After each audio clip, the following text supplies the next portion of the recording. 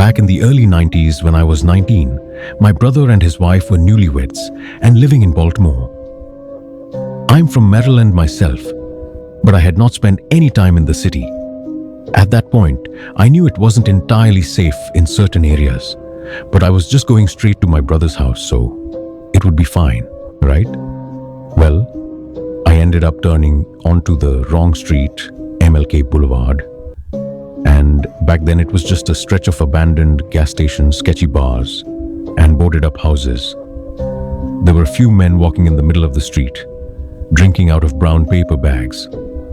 I knew that I had messed up big time, but instead of freaking out and getting even more lost, I pulled into an abandoned gas station where there was a bank of payphones and parked about 10 feet from them, then hopped out to call my brother.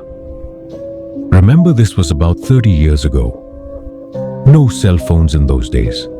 It was impatient at first because my brother knew the city quite well, but this was my first time driving in it, and I was trying to write down his directions as he gave them to me.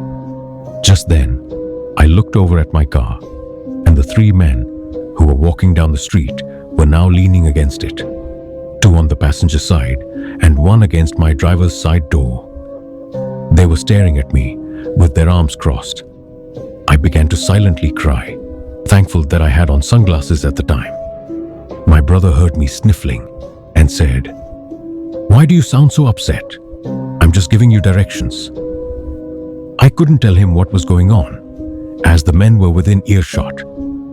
I wrote down the rest of the directions, put them in my pocket, and began walking back toward my car. The man leaning against my door reached up and wiped the tears from one cheek. Then he said, "Why are you crying, hon?" "Nothing bad has happened yet." Without hesitation, I responded, "I just shot my boyfriend. The cops are..." That was all I got out. The three men had taken off in separate directions at full sprint. If I hadn't been gifted that lie from my guardian angels or whoever,